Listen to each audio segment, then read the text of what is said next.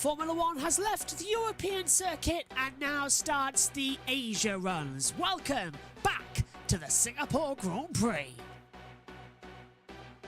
Not many races remain on the calendar then in the Singapore Grand Prix this weekend before we head over to Japan in 7 days' time. Qatar takes us into October, along with a sprint race both there and at the United States Grand Prix in Austin, Texas. October rounds out with the Mexico Grand Prix before we go to Brazil, Las Vegas, and then the season rounds out in Abu Dhabi. Can't crown it here, but can do it in Japan. Max Verstappen is on the verge of his third world title. Sergio Perez in second on 219 points. Both of them, however, could wrap up the Constructors' Championship. More on that later. Fernando Alonso is ahead of Lewis Hamilton from Carlos Sainz and Charles Leclerc. George Russell ahead of Lando Norris. And then we get Lance Stroll, Pierre Gasly and Esteban Ocon in 11th. On the second page, Oscar Piastri with 12th, and then it's Alexander Albon ahead of Hülkenberg, Bottas, Zhou Guanyu's just re-signed for another year with Alfa Romeo, then ahead of Tsunoda and Magnussen, the last points pairers. Further down, Sargent, Lawson, De Vries and Ricciardo, still no points. De Vries no longer in the championship, Ricciardo out with a broken hand. In the Constructors' Championship, Red Bull lead the way and could wrap up the championship this weekend. More on that later. Mercedes on 273 points, Ferrari 228. The fight is on for second. Then it's Aston Martin ahead of McLaren, who've moved back ahead of Alpine. Williams now 10 clear of Haas, who are a point clear of Alfa Romeo. AlphaTauri still on 3.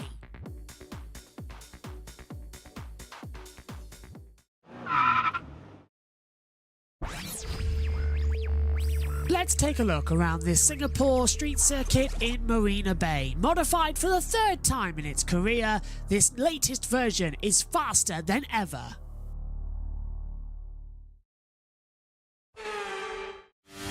Get a good exit out of the last corner and boot towards the line. Down towards turn 1 then, very heavy on the braking zone as well. Braking around about 60 metres, flick the car into the left, a right and then another tight left. It's a sort of a straight line you've got to navigate with some corners. Good exit which gives you a run down towards the Kinkert turn 4 that leads you down Raffles Boulevard and the first of the DRS zones. Open it up and control the exit. Try and keep as close to the wall as you possibly can, but keep a complete straight line to the hard braking zone of turn number 6. Flip the car up as well on the curb. 7 and 8 now coming up against you as well as the track incredibly tightens up. The narrowness of it gets really tight. Just come through turn 9. Out now towards turn 10. The old Singapore sling past the hotel as well on the right hand side. Flip the car in as you now approach into the Anderson Bridge. Used to go over the left side, now we go over the right side as you hurtle down the brakes in towards turn number 12. New section of the track coming up then as well. No longer do we go underneath the famous part where Nelson Piquet crashed in 2008. Now it's a straight line coming out of turn number 14. Hurtle it down, not a DRS zone, but there's where you used to turn off. Now it's a straight run down. Should be very easy to overtake, but it comes up with a very heavy braking zone into the original chicane. Down at now 18 and 19. It's going to be very interesting to see how this part of the track shapes up. Last 2 corners, flick the car through, accelerate to the line. It's around 10 seconds faster than the Marina Bay circuit.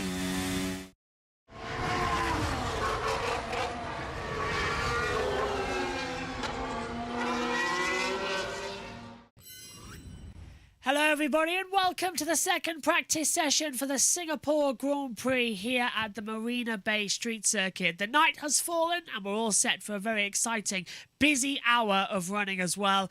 First of all, welcome everybody who's watching us live on JB Motorsports 2 and JB Motorsports on Twitch. Apologies to those watching the full delayed rerun on JB Motorsports 1. As you know, Dorna blocked us. We can't live stream, so we've sort of got the best of both worlds. We're on JB Motorsports 2, always on Twitch, and also we are replaying the whole thing live to you every session on the main YouTube channel. But that's not going to spoil our fun. We're sort of getting over it a little bit.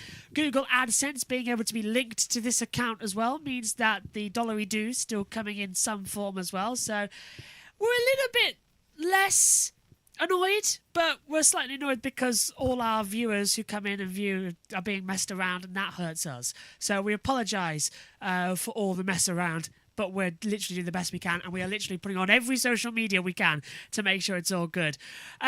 Alongside me, once again, is Omi. Jess joins us once again this weekend. We'll hear from them in a second, but we're gearing up for the session. Practice 2 is live now. You can join us, though. Practice 3 and qualifying tomorrow live on JB Motorsports 2 and on Twitch. Same times as what it was today. So practice 3 at 10:15. Qualifying is at 1:45. And then on Sunday, you can join us for the race live on JB Motorsports 2, 12 p.m. We're live, lights out at 1 p.m. as well. Full race coverage rerun on JB Motorsports. But it's time to get in for all of the action. Stand by, and here we go. It's time for the second practice session under the night sky here at Marina Bay. So here it comes then, in the company of myself, Jess, and Omi.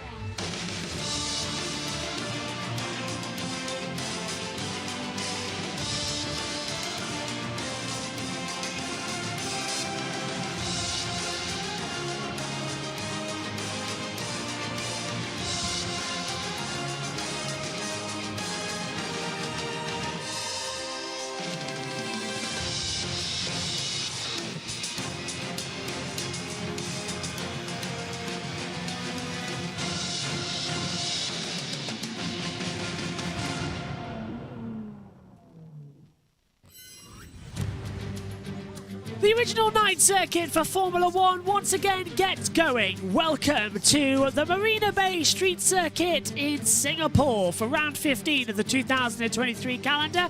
And now we've got the meaningful session. The lights have been switched on, the track is in darkness, track temperature 36 degrees, air temperature 29. It's the hottest, the most difficult, the most challenging race on the calendar. The drivers all train for this one. And this year looks a little bit different as well. Reduced by 4 corners, now 3.070 miles, 4.940 kilometres. 40% of the laps spent at full throttle with 3 DRS zones as well. 19 corners, pretty flat surface at 5.3 metre elevation changes. 16, 17, 18 and 19 all gone. Now a straight run opposite Raffles Boulevard down towards the chicane, now 16 and 17. Pirelli bringing the fastest tyres here as well across some track that is uneven and asphalt could create interesting in qualifying and the race runs if it's dry. C5 red soft, C4 yellow medium, C3 white hard tyres. And there's the famous Singapore illuminations creating around the circuit for practice 2. The eye is all ready as well with a big Ferris wheel just outside the paddock area. Jess, we should be in for an interesting session, but my goodness me, is this going to be fun? The night running is always good, and nobody has a single idea what we're going to see in terms of competitive times. Ferrari 1-2 in practice 1, but it was off the pace quite big for that of Red Bull. Nobody knows what we're going to see in the next hour.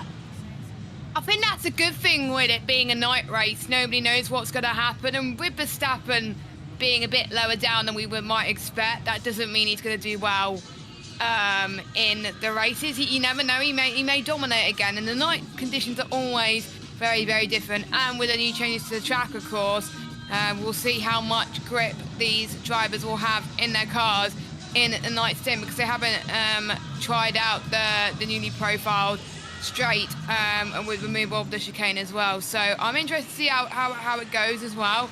And It just feels really, really nice around it. I just hope the removal of that chicane has made a difference. I mean, we saw this morning 4 lizards on the track. We understand there was 2 different ones. One of them, however, I am sad to report, was killed by Fernando Alonso as well. It's a night factor, isn't it, we get around here? But hopefully they've all gone to bed now as well. The night has fallen, and I don't think lizards come out at night. Yeah. Let's hope they do not come out at night.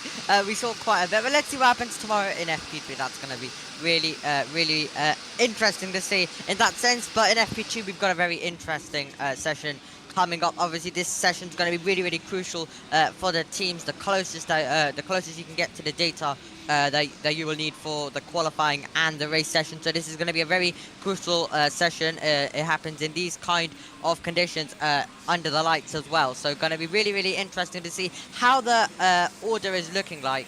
And Red Bull having to do, Red Bull do have quite a bit of work to do after FP1. So it will be very exciting to see where they stand against an updated McLaren and the Ferrari and Mercedes and possibly Aston Martin as well. So let's go down to Ted Kravitz, who's in the pit lane for us. Get all the latest news. Ted. To feature the onboard channel, log in with your Sky ID right on board with whoever you want. If you're watching via Sky Q, Sky Glass or a Sky Stream, you can use your red button on your remote control, and you might notice the Williams is slightly different for this weekend. Love that livery. You might notice the McLaren, when we see it, is slightly different. The stealth livery, I think they're calling that one, and I quite like that as well. And you'll notice a lot of the crash helmets are all very different because year in, year out, everyone changes their crash helmet for Singapore. The lights just make such a difference to how the cars look, to how the drivers, the helmets, like you say. That the Gulf livery just looks amazing, doesn't it? It's so nice to see. It really does. As the green light goes on, the session is underway then here for practice 2 at the Grand Prix of Singapore. And hopefully as well, Jess, we're going to see a nice smooth session. Nobody wants to get out there and lose time. Everybody needs to be super duper on the ball because this track is challenging. And the last thing we want is red flags, delays or anything like that. Hopefully, no lizards. Yeah.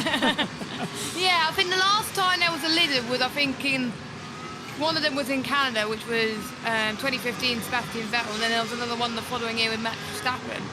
But the one I knew about was Sebastian Vettel, so hopefully we don't get that. But yeah, Singapore, I have to say, is one of those tracks where there's a likely chance that there will be multiple safety cars. So I think with the threat of rain, that could be a possibility. We know what happened in the early years of the Singapore Grand Prix, how that changed things quite a bit. So yeah, I think they just got to get some data in as soon as possible because otherwise they might lose it. And everyone taking it out very slowly. I'm just trying to refresh. I'm having to refresh my timing screen because it's not showing me the correct data up here in the commentary box as well, which is the main runaround. Here we go. So everyone's out there on medium compound tyres bar Albon, Bottas, Norris, Ocon and Gasly. They're out there on hard compound tyre as well. Verstappen was running the modified floor in FP1. Now it's Checo's turn to try this Red Bull upgrade in FP2, according to ANUS information as well. So interesting change around coming then for Red Bull to change over. Another thing I want to touch on about Red Bull, by the way. If anybody was watching the Sky coverage after the session, Christian Horner said the reason Red Bull Racing haven't released any statement about Helmut Marko is because Helmut Marko is not part of the Red Bull Racing factory. He is an advisor to the team and he's actually employed by the main Red Bull organisation. I hate to tell you, but as many people on Twitter have found out, and I have found out as well, that information is false. Because on His Majesty's Revenue and Customs on Company's House, it is registered that as a director of Red Bull Racing Limited, one is Christian Horner and one is Helmut Marko, both listed as directors. So Helmut Marko is actually an employee. In fact, he's a director alongside Christian Horner at Red Bull Racing. So Christian Horner's bald-faced lying on live TV isn't great news. And I think as well, Red Bull just getting a little bit, digging themselves deeper about it. We were talking about it this morning, weren't we, Obi, in practice one? And Jess, we've been sort of texting about it, haven't we, about everything when it came up. What do you think about the whole Marco situation this year? He's always been against Checo, it seems, especially more in the last 6 months or so. It's always been, oh, Checo's not good enough for the championship. He's not even thinking, shouldn't even be thinking about it and all that lot. Well, to be fair, he hasn't given Checo a chance. Checo has won races. We've had a Red Bull 1-2. So, there's some performances that are like, yeah, that's pretty rubbish from Perez, but a lot of the races he's been up there. So I think it's just Marco playing games. And honestly, if Red Bull get rid of Perez, I'm literally going to be so annoyed because obviously Perez is getting there, and there's always like a bad thing going on with like second drives, like a curse or anything. By the way, I'm just watching the live feed at the moment. The Williams livery I absolutely love. Hopefully it goes on the F1 game so I can witness that. But yeah, the new Williams livery for this weekend looks very nice. And You'll be driving it, won't you, as well, in one hub then? Hopefully it's available when I come back. It'll also be in Japan as well, that livery, so it'll also be raced Oh, in good. Japan. So it will be available for when I get back then, hopefully. Yeah. Special liveries once again for the McLarens and the Williamses as Alonso goes fastest. The Godzilla Killer, 135.350. Nice to see him up there as well. I heard Millie Bobby Brown was actually going to call Fernando for tips for the next movie to see how to stop Godzilla. Dear, dear, dear. The jokes I've got lined up right now as well. But then again, Not more puns. I really want Fernando Alonso to win this weekend. And I'll tell you why after, because Ted's in the pits. Local time. I just tend to put my clock forward, watch forward. Get a new watch. Sometimes, just to save me getting in trouble. And there's one question going around the pit lane tonight in Singapore, which is Ferrari, really? And the answer to that is Yes. yeah, but not really. So Ferrari, are you with me, Crofty? As Carlos Sainz sets the fastest So time. yes, By the I am with so you. yes, really they are in the Whoa, fight, whoa, but whoa, not whoa, whoa. really in Perez terms in of trouble with fastest traffic. and a 1-2 out of everybody else. But that's been a pleasant surprise for Ferrari. But they don't really expect to stay there. They expect that we haven't seen the last and the best, really, Verstappen of in trouble with Mercedes, traffic as of well. Fernando Alonso and Lando Norris, the likes of them in the Aston Martin and the McLaren. So plenty to get ready for. And talking of get ready, the drivers have all been in their baths. Do you know about Crofty? Can I ice baths paint at a the back? picture of the back of the paddock, backstage as we like to call it in Formula One, where I put on my radio mic kit, and every driver has got a little ice bath, or in some cases, drivers' cases, quite a big ice bath round the back, and they've all been for a dip before this session. It's quite, I think quite you the should view. join them. Well, I think you should join no, them, I'm Ted. happy enough. Are you going to jump in after your run? I might need to be honest. I worry about you, Ted, in this heat and humidity. No, I'm fine down here. Absolutely fine. Happy Good. to be here. Excellent. Okay, cheers, Ted. So, Ted Kravitz, as always, probably got that little sun strip on. Although, no, it's raining, isn't it? So he hasn't got any need for it on the screen right now. Just trying to get on our world feed graphics up here in the commentary box. As you take a look at the remarkable timing screen we've got up here. Fernando Alonso has dropped to 6th fastest overall as the timing screens light up. Coming into it, both Red Bulls just having a little bit of trouble there with Max Verstappen and Sergio Perez with some lap traffic in the back half of the sector, so they've got to get that ASAP sorted. As Alonso out of turn 17, down towards the last two corners now at 18 and 19, and swoops back on the third different iteration of the Singapore circuit then as well. As they come across the line, their lap records keep changing here. It used to be the 147s as well. So it is 9 seconds or so a lap faster at this track now. To accommodate that, they have extended the race distance. It's no longer a 61 lap race. It is a 62 lap race because it's 10 seconds a lap faster, and you add in another lap. That takes it back another 90 seconds. So in turn, it should just be around about the same time. Which I think, Jess, as well, is going to be quite interesting because that's going to be another it's still going to be a 2-hour race, and if it rains, this is the hardest race of the year to commentate on, let alone drive. Yeah. It's kind of like an endurance race, isn't it? Yeah. In terms of the commentators and the drivers, because they're going to be suffering with like the heat and the humidity at Singapore as well. So if it's delayed and if it's raining as well, that's going to cause some issues for them. I think we've got to find stuff to waffle on, I think, throughout the weekend. We have So some... I hope Omi's prepared. We do have some emergency features lined up as well. And Omi, I know that you've got some marbles on standby in case we need them, and some Roblox. Marbles? Or the Roblox racing, isn't it? The marble racing, whatever it is. Oh, right. Okay. And I have some waffles lined up as well. Random rants as well. We can get the Nissani thing going again. Yeah. We have quite a few options, don't we? Fair enough. Also, if you look here, if I lift up this, you can just see where the green screen is now permanently behind the flags. So on Sunday in the race coverage, we'll start with the green screen of myself on the track at Singapore, all of you guys behind there as well, with your own cameras and the split screen. And then we'll go back to the commentary box view for the race itself when Megan joins. So there's going to be a lot more green screen action now that we've got it permanently set up, which I'm very much looking forward to getting sorted. As Norris 5th on a 134 as well, 134.540, so goes up there, but Alonso still the fastest, 133.964. Come on then, Jess, tell us about the lap attack.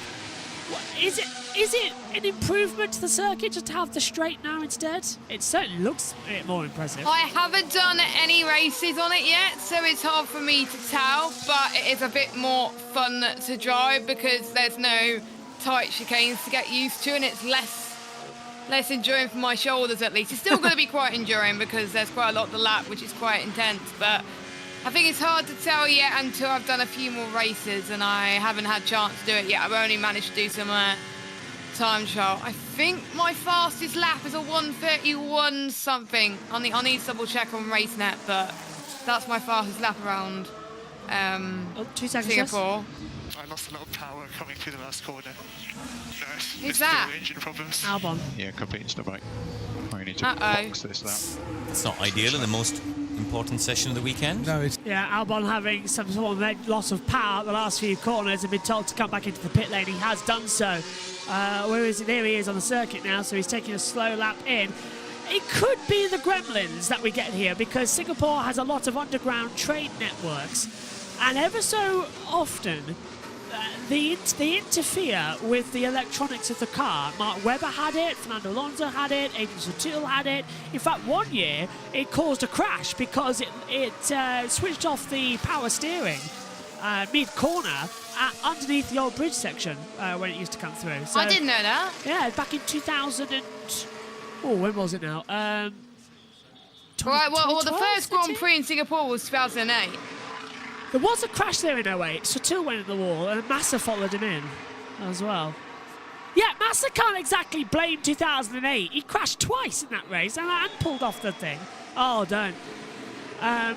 There's a lot of things going on right now. Toto Wolff was quoted in the media as well saying about that. If Massa wins getting the title back for 2008, which is never going to happen, Toto is watching casually at the corner to see if they can get 2021 back. So it just opens up the Pandora's box if they do this. Then every single race will be protested. Yeah. Then you gave an unfair penalty there, you did that there, you did that there. What about Ferrari 2019, the illegal engine as well, with oil burning as fuel? Penalty. Mercedes, you used tyre testing in 2013 after the Spanish Grand Prix, and then you won in Monaco because of it. Penalty. Oh, that how about the biggest one? Mercedes, you had information about what the 2014 regulations were going to be before any other team. You had a massive advantage going because of it. Penalty. Disqualification penalties? Yeah, which means Danny Ricciardo is technically the 2014 world champion. Would love a bit of drama, but I don't think I want that drama. No, It would open up definitely everything. not. In which case, Ayrton Senna would probably be crowned the 1989 world champion over Prost. If that's the Yeah. case. And what? And Prost was, And 95, Schumacher and Hill. yeah, that would be Hill. So it doesn't make sense. It doesn't make sense. It doesn't. Like, if this wins for Massa, it's going to set a precedent for all the other championships, like, in existence. 2002 Austrian Grand Prix. Barrichello letting Schumacher through. Penalty. It's all that. It's just 2008. If Massa wins the Singapore 2008 race, what should happen is Lewis should then protest the 2008 Belgian Grand Prix for the never seen again, strangely exactly the same time between Hamilton and Massa, 25-second time penalty he received for cutting the corner. So, yeah. 2008 was more controversial than 2021. Changed my mind. I agree. Yeah. I agree. Yeah. Thing is, I'm glad about that, because one thing I hate is that everybody's saying, oh, 2021, the worst thing to ever happen in Formula 1. No, 2008 was a minefield of drama. It was a bad show. Oh, and that's Lance Stroll proving he has no eyesight because he's hit the wall. How do you do that, the exit? He must have been looking at the Ferrari and not looking towards the exit. Exactly. I've got some questions as Charles Leclerc almost looked up. What do you think of Zhou Guanyu renewing his contract? Interesting, but I'll get more because Martin's out on the track. Little cubby hole. Good point. With the excellent FOM camera team, Andy Berry here, the man who caught Fernando Alonso's aerial shunt in turn 3 Melbourne when he was driving for McLaren. It's quite hard to find a window. It's well secured here, the track. But the newly numbered turn 16 felt like a qualifying session when they first went out. Everybody very slow through here. They had a Red Bull trying to zigzag, make up some space. I've only seen medium and hard compound tyres represented out there at the moment. It's an important chicane. We know how close they get to the wall on the outside. They'll be coming through here faster because they're arriving faster. A big concern was the runoff area here, which is behind us. The cameraman's got to look through there. But it looks just about long enough, and I think that's why they haven't put a DRS, drag reduction system zone in, because the cars would be arriving here even faster, and therefore the runoff area would be more marginal in that respect. A new piece of tarmac, you can see whenever a car gets out of the way, goes offline, there's a plume of dust comes out the back. Of course, we know this is a track with a 3-second evolution over the course of the various sessions in terms of how it grips up in the braking turn-in, mid-corner, and particularly the traction zones of the racetrack. But they all seem very under control. Of course, they turn up here much faster. Normally, they've been around the marina, back through that little tunnel where we saw so many crashes, so turn up here quite slowly. And there is a DRS detection zone in the middle of this. That's the one that's activated on the pit straight, so you need to follow quite closely. And it's changed the face of this area of the racetrack. It's now a high-speed arrive and drive, but the cars look quite good. There's a curb on the inside that the Ferrari just ran beautifully, that single-wheel travel that you need. Other cars, for example, the Haas, didn't look as good when it was turned. The Williams didn't look particularly good in single wheel there either. I have to say the Williams livery looks fantastic trackside, the new livery they've got for this weekend. So you need to be able to run that curb, and the car only needs one transition, one movement, one oscillation, call it what you will, before it settles down, because the driver feels that and gets on the throttle. Both Red Bull drivers nice and smoothly on the throttle through here. Heading off in the short straight that takes the really quick left-hander into the pit straight. So an interesting change to the zone. I think it changes the face of the circuit itself in many respects as well, as we see George Russell then cruising through the chicane, heading towards the end of the lap. And I'll see if I can find another place to talk to you from. Cheers, Martin. Thanks ever so much, Martin. We've just been watching Max Verstappen's. Yeah, Max Verstappen having a very interesting moment coming out of turn 13 there after the Anderson Bridge section. A lot of traction at the rear. It just looped back around on him. Really strange. I was wondering why he was going so slowly. Looked to me as well that he went down to first gear instead of second. And then as he exited the corner, he had too much power at the rear. So it looked like he was going down the gears too quick. Easy to do, but that's going to annoy him. That Definitely. is. Yeah. He was in first gear, yeah. I've just had a look at it on the T feed. He was in first gear. So, and he looped up the rears. Really unusual thing for Max Verstappen to get wrong there. But I've done it. I presume you two have done it as well. You just count 2 down. Yeah, absolutely. I actually had a race here I actually did an F2 race here as well with the AI. I guess it was a bit frantic. And I guess it opened the door for some more opportunities, but it's going to be interesting to see how it is in real life. Other than that, I don't really have any other information. Yeah, haven't done much on the new layout as well here at Singapore. Alexander Albon is out of the Williams, and that will get changed around. Charles Leclerc is through the new section now, and his first sector is a 27.154. Second sector is a 39.447. And he's through 16 and 17 now towards the last sector. Ferrari actually have pace, but Tsunoda's P2 at the moment. That's quite an interesting one to look around. Leclerc. Tsunoda. Ooh, 132.974 goes fastest. Yeah, Tsunoda's looking quick. And you asked, Jess, just before we threw down to Martin, I think it's fit to go back to it, about Zhou Guanyu getting a new contract with what will be Sauber next year. I thought it was a very interesting decision when they've got Théo Pourchaire right there. And I thought they would get rid of Bottas. I was surprised that they kept Bottas more.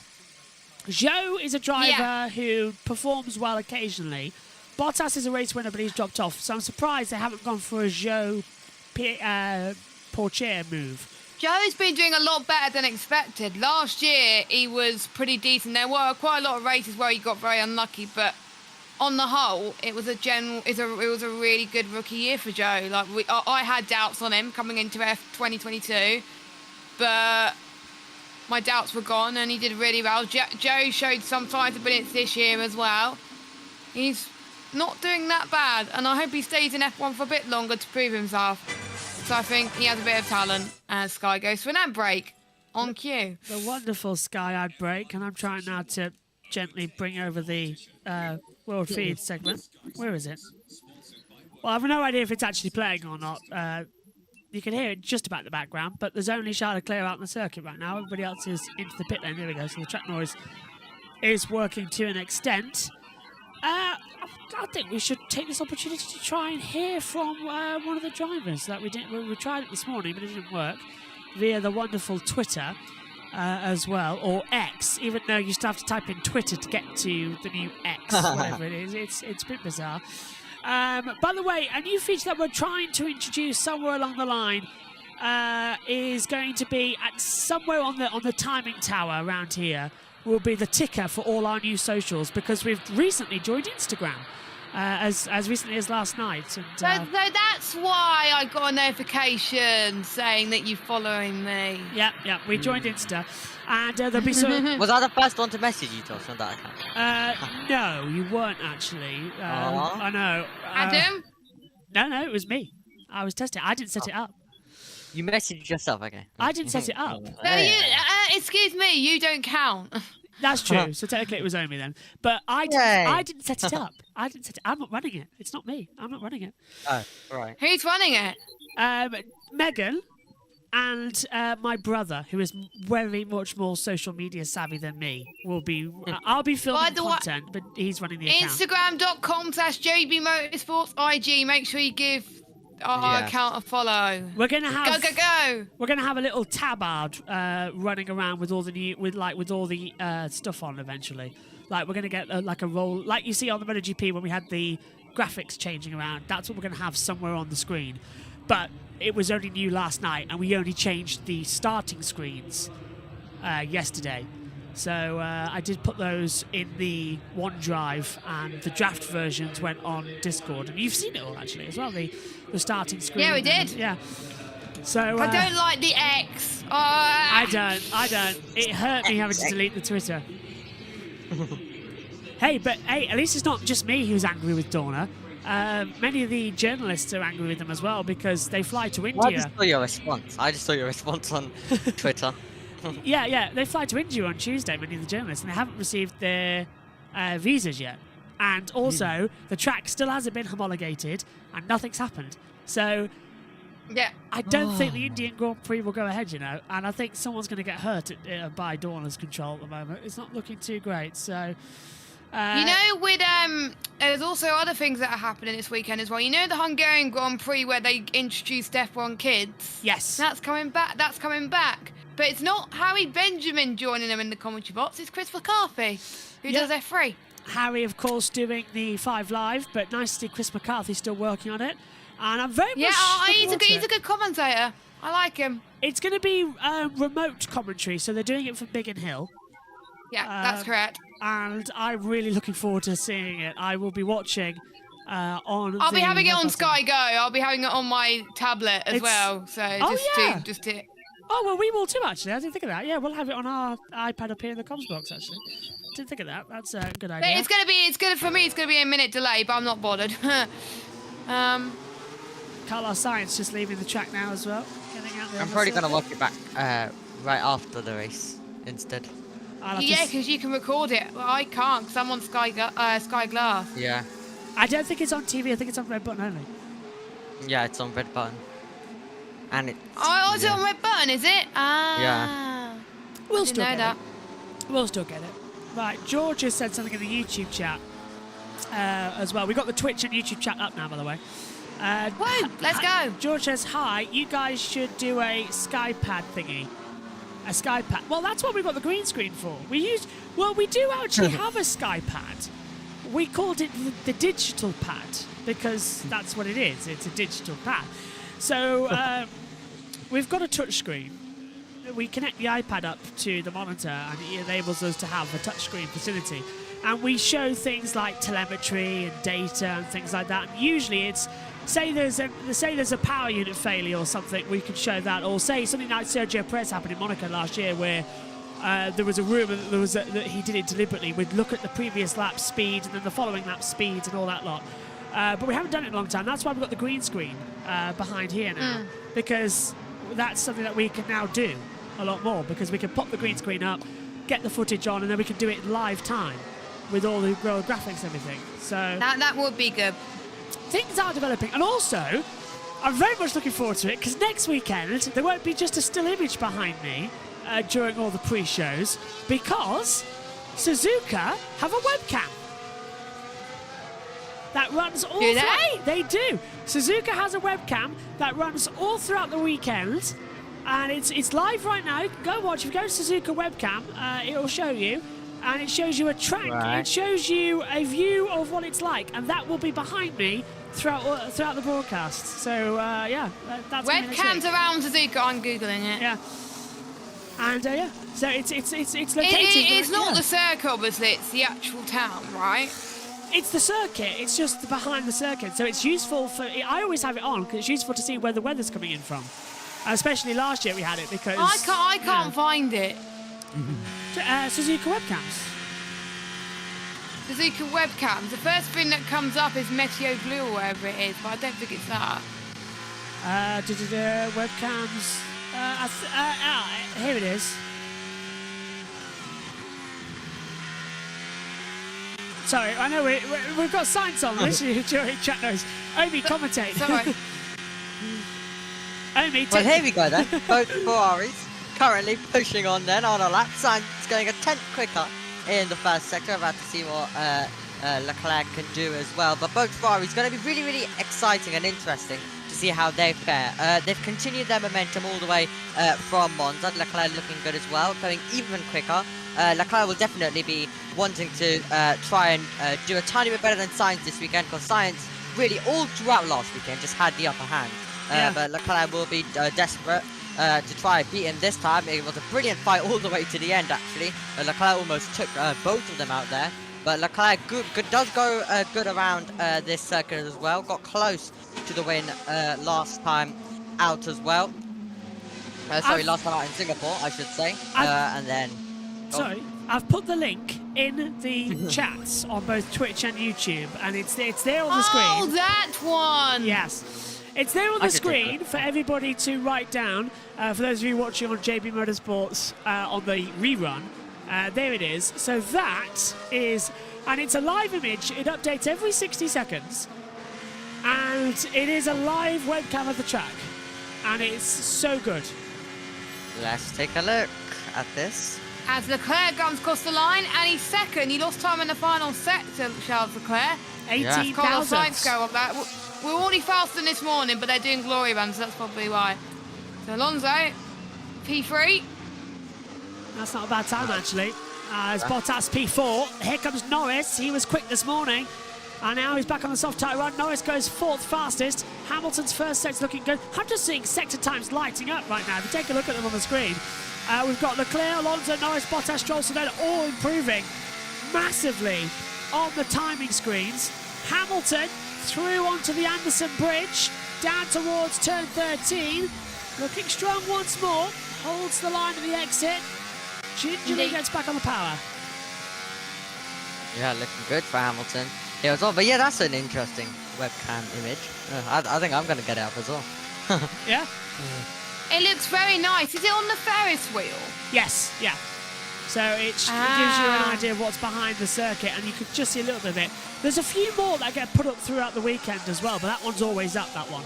And it's very handy to tell the weather, because you know if it's raining or not coming in. So it's always raining. Yeah. Hamilton first. 132.585. So yeah, I'm very much looking forward to next week having that as my backdrop on the green screen instead. It's going to be a lot of fun. Hopefully Josh T comes then. He won't be. He's at touring cars anyway. Yeah, he won't be in Japan. Yeah. Oh, right. Well, let's hope he gets to Silverstone, then that's the next one. Oh, so luckily Japan doesn't clash with touring cars, so... Yeah. Well, he needs to, I think, drive there, doesn't he? Oh, Magnussen touched it, yeah. He's going to be watching. I know that, Omi. He'll be watching in the car like he did earlier on in the year in Miami and last year in Japan, actually, as well. Yeah. He always misses Max becoming a world champion. It's like it's going to be just another year again. But the Japanese Grand Prix, we will be live on the main JB Motorsports YouTube channel for that one, and on Twitch as well. So it's just the way this I'll weekend's be on working. holiday then, so I can't. Yeah, that's very upsetting that you can't have you there, Jess, as well. But we got you for Singapore, so that's good. Especially Yeah, that's why I'm here this week. And yeah, so the com team for this weekend, the plan is for it to be myself, Jess, Josh, and then Omi in the pits because it's his birthday. And then we'll get Omi in at some point over on Sunday as well, but give him a nice relaxing day watching racing. And then have to commentate later on One Hub. Yes, that's true. Yeah. Dedication, Omi. Bloody hell. But Megan will also be with us in the commentary box, but she's currently not very well, like really not well. So she's either we will have her for qualifying in the race or just the race itself on Sunday, depending on how she is. And Luckily there's no other series anyway, which helps. That is very true as well. And if worse comes to worse, Ian Birch will join us in the box on Sunday. Hey! If he's well, actually, because he's got an eye problem at the moment, which isn't too great. So I doubt he's in much action at the moment. But he'll be with us in Japan. Hopefully. No, definitely, because it's a World Championship. So yeah, he'll be with us in Japan. Which just alerted me I've now got 7 days to fix a problem with their headsets. To get all sorted. Well, good luck with that one. Yeah, because Russell getting a little bit wild on the last corner. 19 goes 5th, 132.794. So yeah, the commentary box is actually not that. It is a mess. It is a mess. Verstappen, close. My to room's a mess. It doesn't look it, Jess. And that's because I have a He's screwed. background. Verstappen goes 6th, 132.852. So once again, Verstappen looks off. God, I thought it was the world's oldest looking baby, but it's not. It's the father just alongside. The angle of it was not great there by the cameraman. I thought, my God, No, that it's baby not. looks older than a baby. But it was the father just alongside it. Ted's in the pits. Traffic. No, he's not. My room's It's actually David cleaner Croft. than what you would think. Oh, it's not Yours too looks bad. fine. I'm Other getting- than a pile of notes that keep falling down onto the floor. I'm getting a lot of information coming into my ears right now about what's happening. Apparently, there's not lizards on the track, but apparently they've just found a rat's nest whilst walking back to the track Ew. from turn 16, Martin Brundle and all that lot. So, oh dear. Okay, Josh with the insider knowledge. that's not nice to hear, actually. Oh dear. So, I sorry. know, sorry. it's Ugh. disgusting. Ugh. Let's not mention rats again after what Yeah, happened earlier let's this year. don't please. Oh, my hairbrush is nearly falling off. There's Hulkenberg down Raffles Boulevard. coming down towards the hotel. Nice on the braking zone, 2 tenths down in that first sector. Right on board with the German. Into Lizard Central, where all the lizards were this morning. Yeah, apparently Fernando Alonso did run it over this morning, which wasn't the greatest news. But there were 2 lizards, so that's not bad at all. Past the hotel, over the Anderson Bridge.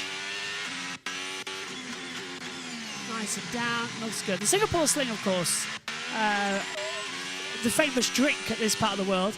The Sling used to be a left, right, left chicane back together again, and now it's just a left-hander. Oh, Hulkenberg, so much towards the wall at the exit of turn 14. Interesting thing about turn 14, it used to have a much sharper exit with a curb closer to the wall, but back in 2011, petrol went underneath the curb there, and it rotted away it caught fire and it rotted away the bolts. So they had to take the curb out, and they just let them run over it. So it just became a part of the track. The drivers got their way to have an easier exit. So I remember actually, because I was in an ICT lesson, looking at the first practice session on the computer, on the text messages, and going, "Oh wow, the bollards, they've rotted away," and that was 2011. So yeah, delayed the session as well. Yeah. Hated that. Hated missing practice sessions because of school. Now I do it as a job. So I don't get to miss any, which is always fun. Although I do feel sorry for... I have to miss quite a lot due to work. So. I was about to say, yeah, I feel sorry for people who have to miss it for work as well, like yourself, Jess, and a friend of mine as well, who's currently, I think, on the bus to work at this time. But I'm off work for the next week and a bit, so I'm happy. How did you leave today then? Did you set fire to the place and run away, or...? No. What I did was just set my out of office on, because you have to do that, and then logged off. Oh, right, okay. Not like the Joker then, just walking away. No, I was working from home anyway, so... Definitely don't set fire to it then. What's happened to No, Yuki Tsunoda? Listen. When his engine? Yeah, there was like a rustling, wasn't there? Over the engine. George wasn't rustling with it. What do you call Sorry, you brought it in. What do you call a man with paper trousers? Russell. Did I just saw Daniel Ricciardo somewhere? Yeah, he was on the AlphaTauri pit wall. Yeah. So... Good to see him on the circuit despite not racing. Do you know how his recovery is going at the moment? Do you know when he possibly will be back racing? They are thinking not Japan, but Qatar. So not next weekend, the weekend after. Okay. Yeah. So so it gives him quite a whirl then. I think that's what AlphaTauri are good at, helping people recover. No! Tsunoda's right on the racing line. It blocked Lando and it's held up Piastri. They were on a flying lap, and Tsunoda with no spatial awareness. Box. Why is he not boxing? He's gone for a push lap now, so Tsunoda getting everybody's way and now going for a push lap. He'll get told off for that. There's no dawdling in that part of the track. Impeding. He'll get a warning. Yeah. A reprimand. Right, Martin Brundle is down on the track at turn As they really hustle now, you can tell the extra grip. I remember standing here years ago in the early days where they would be on a trailing throttle through here, waiting for the car to just settle down a little bit. Now they're hustling. They've got a lot of grip. It's been resurfaced from turn 1 all the way through to turn 7. So there'll be more grip, more certainty, less bumps, less surprises for the driver. A lot of fans sitting up here underneath the flyovers and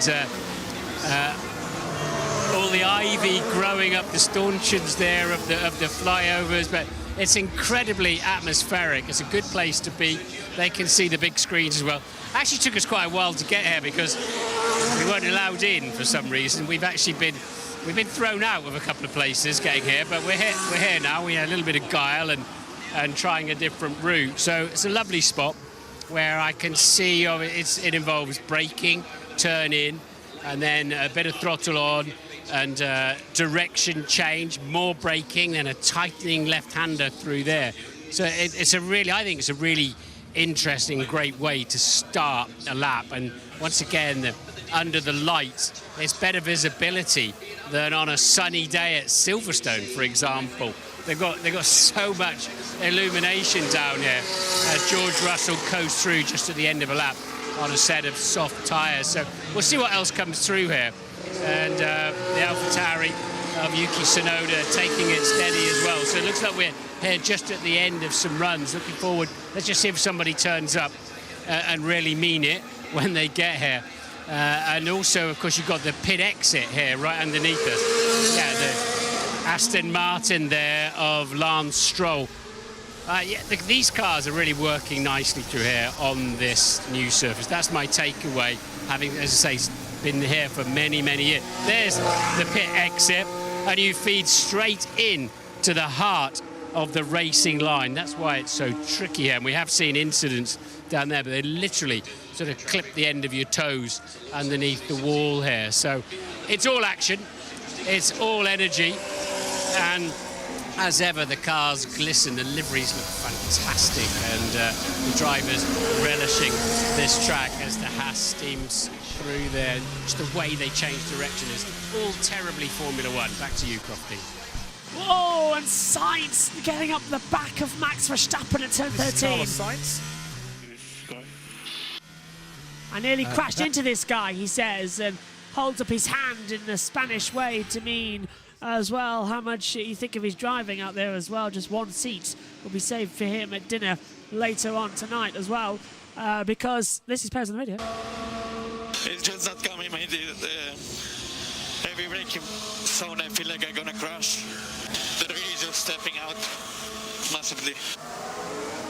Sergio Perez not happy then with the car. The brake pad's not working correctly as well. So this could be just the weekend where finally Red Bull are defeated. They are off the pace massively. 7th and 8th, both of them not happy with the setup.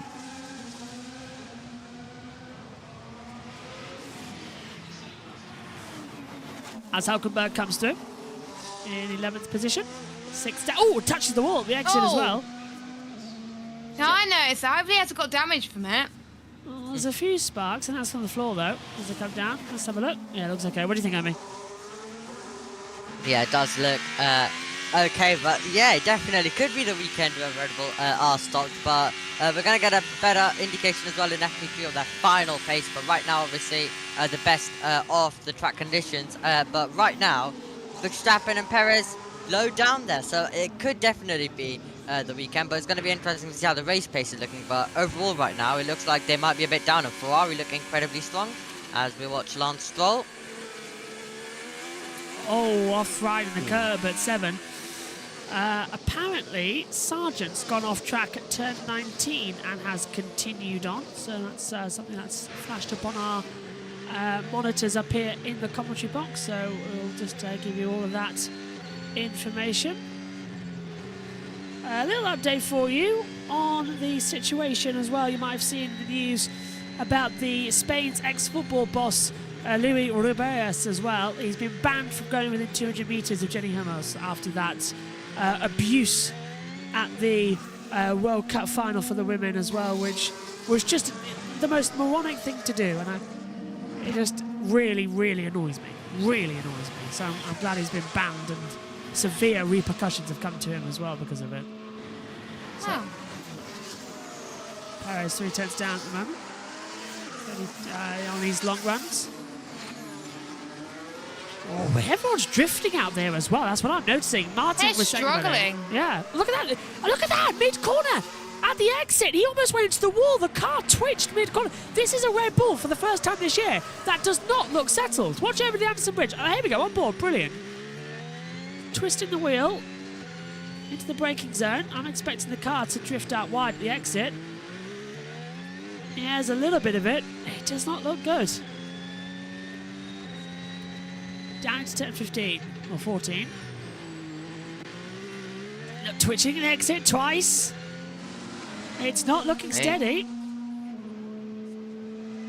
Not looking good at all right now.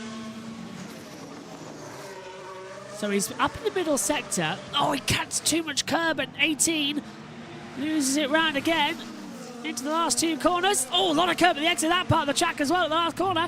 Perez only goes a 132.812, only ahead of Verstappen. So a very messy lap from the Red Bull. And we knew this circuit might be the one to catch them out here at Singapore. Max Verstappen, never a pole, never a win here. Perez won here last year in wet conditions. But that car, Jess... Oh, sorry, go on, Amy. Has he even ever led a lap here or something? He might have done. Oh, that's a question and a half, isn't it? Well, No, I let's- don't actually think he has, to be honest. Retired in 16. Retired 17. 18, the car wasn't good enough. 19, no. 21, no. No. 2020, 2021, no race. 2022, no. Because he wasn't there at the front at all. I don't think he's ever done that well here, thinking about it. Yeah, he's never led a lap here, so... Yeah, let's see. Will that continue this year? I believe Jess is going to be checking the lights out blog any second now. Yes. I thought so. I thought so. I saw you looking at it. I thought, yeah, here we go. So, in the low-speed corners, Sainz is 0.2 of a second faster. So he's 0.2 of a second faster than Verstappen in the low-speed corners as Lawson and Hamilton are coming out of the pit lane doing some practice starts. So, it is a real puzzle what we are seeing here this weekend for the Singapore Grand Prix as Hamilton and Lawson head out onto the track. Previous winners here, Perez in 22, Vettel in 19. Ferrari led every lap that year. So, no. 18 was Hamilton. He led every lap then as well in the domination weekend. 17 he was out. 16, no. Max Verstappen has never led a lap here at Singapore. No, he's only ever led 3 laps of a night race back, I believe. So, oh really? So, has he? What? I think he's only led 3 laps in Singapore. When was that? Do we know the year? It must be 16. Has to be 2016. Yeah, gotta be. Because it's either 16 or 18. That's what I'm thinking there. We need lap counter. I can't. It's not on Lights Out blog. Wait, hold on. Lap chart. We need the lap. I'm looking at the lap chart right now for the Singapore Grand Where's the Prix. lap chart on Lights Out blog? No, FIA.com. Huh? If you go to the FIA.com, you can get back to the lap charts. Okay. So you just type. You go back to. You just type in 2016 FIA Formula One World Championship. 2016 FIA A-World. And Yeah, he's then- only led 3 laps. We need to know the year, though. Yeah, and then Giovinazzi's led more. scroll down to where it says the Federation International de Automobile, whatever it is, and then it'll come up with all the information. And click. No, I don't want Brazil. It's giving me, there we go. it's not letting me select. It's all right. I've got it. I've got the lap chart. I've got the lap chart from 2016. I've opened it up now. What look, here it band is. was it? I don't know. I can't work it out. Well, hang on. What number was he? 33. So position 1. I don't think he's. No, I might be wrong. Right. Max never led in 2016. The leaders in 2016 were Hamilton, Rosberg, Ricciardo, Vettel, and then Hamilton. That was the runners. So it must be 2018. Has to be 2018. Yeah, it must be. Oh, I might have read it wrong. Well, it's interesting to look at it, isn't it? Max Verstappen. Could have led. Would he have led 19 as well? Oh, he was definitely. Right. I think he led Could it be 1, 19? 2, 2018. I think he led 2 laps in 3. Right, I've got the lap chart for 2018 up now as well on my phone. Here we go. Oh, blimey. Oh, no, that's Abu Dhabi. Ugh.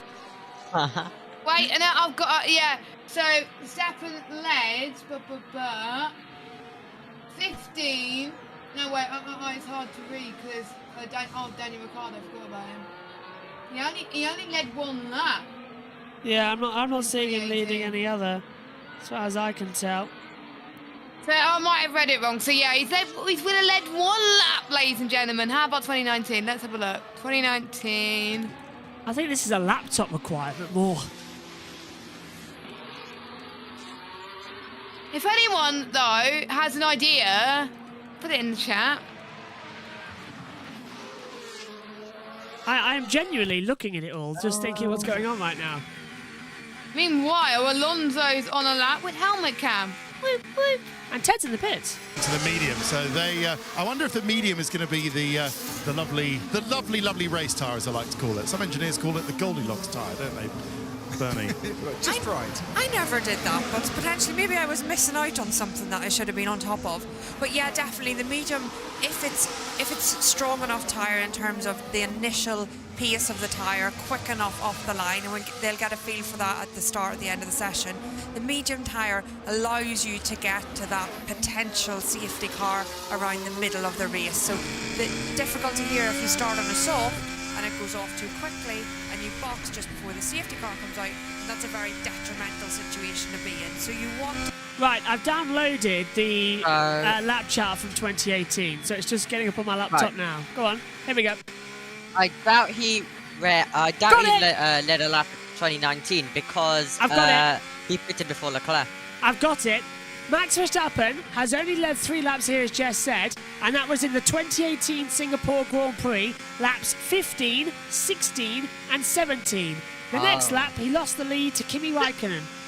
So I was right. You were right. Well nice one, I Jess. did. So as I was looking at it, I was like, what the hell? But yeah, 1 point to me.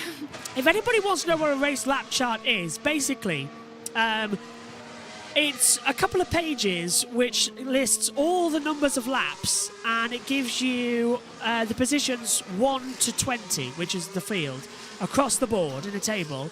And then it shows you the starting grid and then how they were at the end of lap 1 and then lap 2, 3, 4. And basically it just enables you to tell the story of a race at a glance. And it's an old school technique that journalists used to do in the radio days when they had no TV. Lap charts were used to be kept on clipboards and written away as well everybody. Some journalists in the media centre still keep their own lap charts so that they can write everything up quickly. I would love to keep a lap chart, but I can't write that down every lap because by the time you finish every lap, it'll be the next lap, especially the quicker tracks like Austria. So this lap chart gets released by the FIA and it enables you to go back and take a look at what happened. So, yeah, I'm just having a look to see if he led any other laps that day. No, Hamilton ended up winning the race. And also, it gives you, it doesn't give you like Ham, Vess, Max, whatever. It gives you the numbers of the drivers. So on 2018 Singapore Grand Prix, lap 1 in the lead was car 44. We know that's Hamilton. Car 5, that was Vettel. 33 was Max. So you follow the car 33's progress throughout the race, and it tells you where he is. You might have seen on racefans.com how it becomes like a line graph. You can do that. Basically, the FIA give you this information, then you can then just copy it, pop it in a Microsoft Excel, and create your own lap charts, which is something I do. So I get all this data, put them in Excel, and it creates a line graph for me with every driver, so I can see in the commentary for the analysis bits what happened. So I do that as well. So it's a very interesting little technique that they do. And also, if I want to know the race leaders, it's easy to tell quite quickly who led the race, how many laps, and so on, which helps me with notes prep. As Jess just said, we were finding out about Max Verstappen. We couldn't work. Well, we knew he didn't lead in 16. 17 because he crashed. We knew he didn't lead in 19 because he retired. There was no race 2021 and 22 he didn't lead a lap. So it was either going to be 16 or 18. By power of deduction, we found out it was 16. Sorry, 2018. So yeah, lap charts are good, kids, and they're all available at FIA.com. Yes, go and if you do it for your own notes, it'll be good. People say that we don't do notes, Jess. You've seen my commentary notes, haven't you? They're insane. Honestly, my notes for PSGL and other leagues, they're very detailed. I spend a lot of time on them, thank you very much. I always enjoy using different colours on my notes as well, so that I can just pinpoint information. Do you want to know how I do my notes? Google Drive, Google Docs. Yeah. I write them on Microsoft Word and save them as a PDF, and then I do print them out. And the reason mine are mostly handwritten. The reason I print them out is because, as I'll show you them here, because I've still got mine from Italy. Yeah. I print out the notes because now I can put them in this little drive, and it's got all my little driver notes in it as well. And then I can write where they were in practice 1, practice 2, qualifying the race and everything, and I can adjust it throughout the weekend. So this little clipboard, double-sided, that's in front of me as my 2 main buyable pages. Below the commentary box, I've got a track map and the pit lane map, so I know where everybody is and where they're pitting. And on the wall in the commentary box, I've got 2 stat pages I create myself, which gives me the driver's information, the number, the name, the team, date of birth, starts, wins, poles, fastest laps, podiums, best grid, best finish, world titles, first race, first win, last win, all that lot. Same for the teams on the other side. And then I print out and highlight and track map where the race winners are throughout the year. The Drivers' Championship and the Constructors' Championship, that's above that. And then below that, I'll have the tyres on Sunday. I'll write that down in a little graphic as well. That'll be there as well as the starting grid on the wall. And that's how I look at everything throughout the race. So if you ever see me looking up towards the wall, I'm looking at the things I've got on it, the stats. Well, there's not many winners this year, isn't there? The last ever non-Red Bull winner, George Russell, Brazilian Grand Prix last year. I've got my MotoGP notes here, actually, as well, from San Marino, and it's basically the same thing. Just 3 pages of stats that Dorna give us, which is the only good thing Dorna do, actually, which is... The MotoGP prep is incredibly easy because Dorna give us all the stats. The only thing I've got to write down is the pole positions, the race winners this year, and the sprint race winners, because they don't give us that information on these. And then I write down the practice times as well. So there's a little bit more information that you have for everything. And then for MotoGP, I have to create my own track maps as well. So that's San Marino's track map. That's just lying on the floor. Oh, actually, here I've got Italy's pit lane map as well. That's what I have stuck beneath the television as well, so that me and Becky can always see. And on the track map, I don't know if you and Omi, you Jess and you Omi do this as well, but with the track map, I get a little pen and I colour the DRS zones in green, so I know how. I don't do that. I just copy what's on the F1 website. See, I get a little colour. I colour in the DRS zone, so I know exactly how long it is, and then I have a blue pen to tell me what gear they're in, and a purple pen to tell me what speed is through the corner. And then I put it in a red box. That's clever. And highlight it, yeah. So I always put stats about the track first, then I put the track map, then I put the results from last week, then I put the championship standing, then I put whenever last time PSGL went to this track, the winners, and previous seasons as well, we started to do that. Yeah. Then I put the challenges of this circuit. Then I did a few notes of each corner as well, like the tricky parts and stuff like that. Yeah. And then I find about then I go on lightsout.com and just copy and paste the records from the track. Boom. Those are my notes. I've got, if you take a look on the YouTube, I'll hold it up to the camera. I've got my Monaco notes here. I think that, they're all my Wait, I'm not ready yet. It's all right. I haven't even... I found my PSGL notes from last season. Yeah, I've got my Monaco notes here. Yeah, so we do prepare, guys. Yeah. We do prepare. So I'm just holding onto the camera now. There we go, I'm ready. There you go, I'm holding onto the camera now. They're all my Monaco. Oh, yeah, you can get it on the FIA website, can you? Yeah, so that's my track map, and then I get all the information, write it down, and put all the speeds and the traps in. Is it still available on the FIA website, by the way? What, the track map? That'll be handy for PSGL. Yeah, track maps are still on. Everything's still there. Oh, so, yeah, it'll be handy for PSGL then. Yeah, it's the official track maps. It gives you the information you get on it is where the control line is, sectors, and all that lot. DRS and gear? No, not gears. No, it doesn't give you gears. I have to write those in manually. But oh, right, okay. Yeah, it gives you the corner names and everything, and where the marshal points are. Like, I know that going through the tunnel at Monaco, you're at 7th gear, 250 kilometres an hour, and then coming into the Nouvelle chicane, you're braking down to 2nd gear at 80 kilometres an hour, and then mid-corner, it's down to 1st gear, 55, before coming into the back, it's 3rd gear, 160. So that's how you sometimes see me on the lap attacks. I'm not actually looking at the track footage. I'm reading my notes because it's like a script. You just follow the script around the lap. So Esteban Ocon, even though I sometimes do the gears that are not suggested because I do auto. But anyway, George has got a question, by the way. Best race ever you've all seen? Oh, Oh my. It keeps changing. Canada 2011. Yeah, that was a good one. That was a long day. Well, quickly, these are this is one of the only times where I actually did some notes. Oh yeah. On PC. I could barely read that. Just a little bit. Yeah, but all you can see is it's a lot of information. I know you can barely read it, but just a lot of information there. Yeah, I save my notes as a PDF because then I can send them to other people. Like I send them into the group chat if anybody needs them. And then if I don't have a printer, I've got my iPad. You haven't done that in so long though, John. I know. By the way, it's usually last second that they're all done. Last time you've done it was Bahrain. Oh wow, okay. That's because Josh T prints them out and nicks them. He gets them out before me. I go for a nice stat about, say, Esteban Ocon, who's just 1 centimetre close to the wall right now. In fact, he touched the walls. That's ridiculous. And then Josh T beats you to it. Yeah, exactly, yeah. Not that I know where I he can is only right explain the reason off air. I can only explain the reason off air to why I actually didn't write it out. But Ocon already. Ocon. Left side. Copy. We'll have a look. Uh-oh. Don't worry, Esteban. There was a whole... Yeah, not great there at all as he comes into it. For poor Esty Bestie. Did any of you watch that Carlos Sainz interview with Matt and Tommy? I saw a little bit of it. I haven't had time, to be honest, to watch it. So. I've seen All right, okay. We won't talk about it because not many of you seen all of it. So. I've seen like the greatest hits.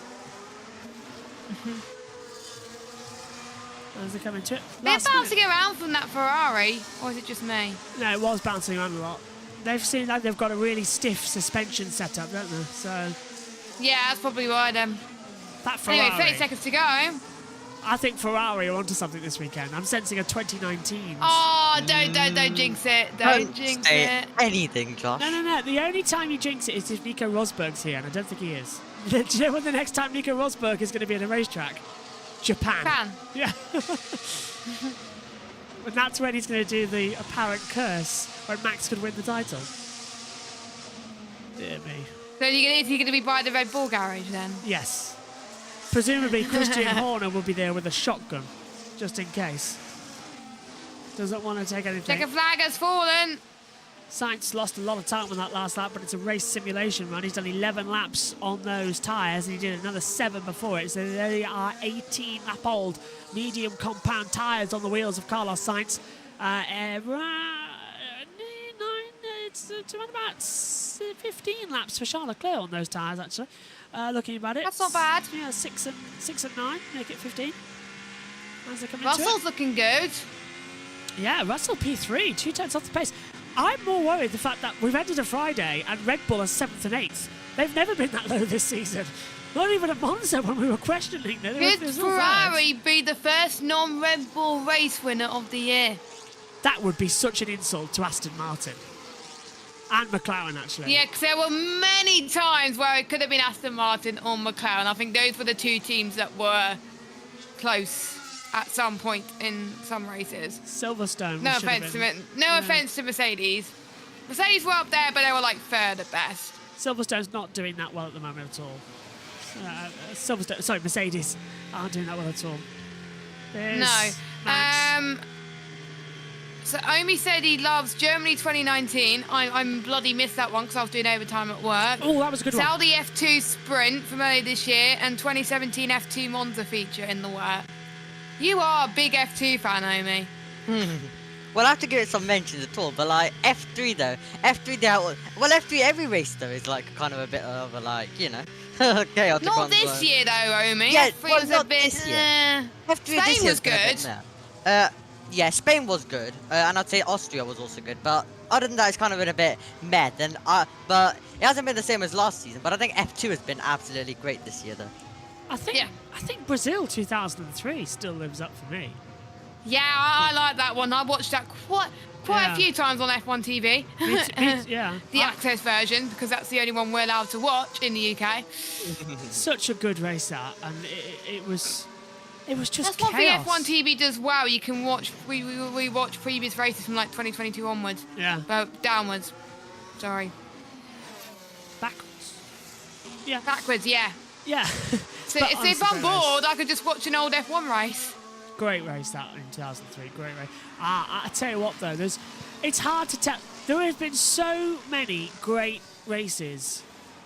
that 93 Donington. Yeah. Ayrton Senna's performance was brilliant. And just in the ones I've commentated on as well, there's been so many that I've left the commentary box going, my God, that was a good race. Practice starts. I left Abu Dhabi in 2021 thinking, my God, that was a good race. that was drama. Even though it was controversial, it was entertaining, at least. Yeah. That's what I said. Yeah. And no one will be sitting down on that last lap. Everyone would be up. Doesn't matter what fan you're. I was standing up. I was watching it with my mum and dad. Well, you said that Ian Birch was just sort of sat there, just looking at the screen, going, he had having no reaction because he's seen it all before. But he's like, yeah. The only time I've actually seen him get energetic was when Grosjean crashed as well. 2017 Monza, that was a good race actually. That was Monza 2017 was good. Right, we'll continue that in a second because here's the results from practice 2 then. For the Grand Prix of Singapore, it is another Ferrari 1-2, exactly the same as this morning. Carlos Sainz ahead of Charles Leclerc. This time George Russell takes 3rd place. Fernando Alonso is in 4th after his battle with Godzilla. Lewis Hamilton is 5th, with Lando Norris taking 6th place, dropping from 3rd to 6th over the course of the 2 sessions. Sergio Perez is 7th, with Max Verstappen 8th, Kevin Magnussen is 9th, and Valtteri Bottas rounds out the top 10.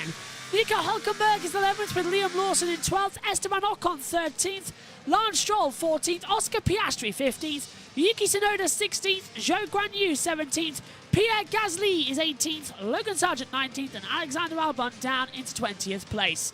1-2 for Ferrari across the Friday sessions then here in Singapore. Can they keep it up tomorrow when it matters in qualifying? And I think as well, Jess and Omi, that's going to be the big factor that they're going to be looking for as well. Ferrari genuinely seem to have some form of pace and Red Bull don't want to see any difference to it. So, Jess, starting with you, can we believe what we're seeing from Ferrari? Well, as long as they get the strategy right, I think they're on to a good one this weekend. But the question is, which Ferrari's going to come out on top? Because I think both would want to be the number 1 driver this weekend, and neither one would want to move out of the way. So I think they've got to work together because otherwise they would lose the win to like Alonso or something. So I won't be that disappointed. As long as it's not a Red Bull, I'm all right. Omi, you must be having heart palpitations. Ferrari actually top in 2 sessions. This hasn't happened since Le Mans. Well, let's see how it goes in qualifying tomorrow and then the race. But it is going to be really, really exciting. But Ferrari, yeah, definitely look at the mix. Red Bull look a tiny bit weak as well. And quickly to answer George's question, well, Leclerc finding the wall, cars absolutely everywhere. I think we need Josh's hourly update for it to explain that race. But yeah, it was absolutely chaotic, that race. I don't have my stream deck plugged in. Sorry, Omi. Oh, that's a shame. No worries. But going into tomorrow then for the 3rd practice, it's pretty much an irrelevant session because it's different rounds. So mainly looking into qualifying. Ferrari are quick, 1:32, 1:20. As Martin said earlier on in the commentary, 3 seconds a lap faster it's been progressing. Jess, are we actually seriously considering that we could see Sainz at anywhere near another pole position like he did at Monza? Yes. Oh, brave. Okay, fine. There it is. Sainz for pole. Sainz for pole for Jess. Omi, what about you? You're going to Leclerc though, aren't you? I can wait till tomorrow. Right about 1 minute until before Q1 starts. Fair dues, fair dues. The last of the drivers have been doing their introductions on their practice starts, and everything's now wrapped up as well. You can join us tomorrow at 10:15 for the 3rd practice session live on JB Motorsports 2 and Twitch. Straight after, you can join us for the full rerun on the main JB Motorsports YouTube channel. Qualifying live, that is on JB Motorsports 2 and Twitch as well. That's at 1:45. As soon as the session is over, a full rerun on the main YouTube. Sunday race live, JB Motorsports 2 and Twitch at 12 p.m. British Summer Time. After the race, full rerun straight away on the main channel.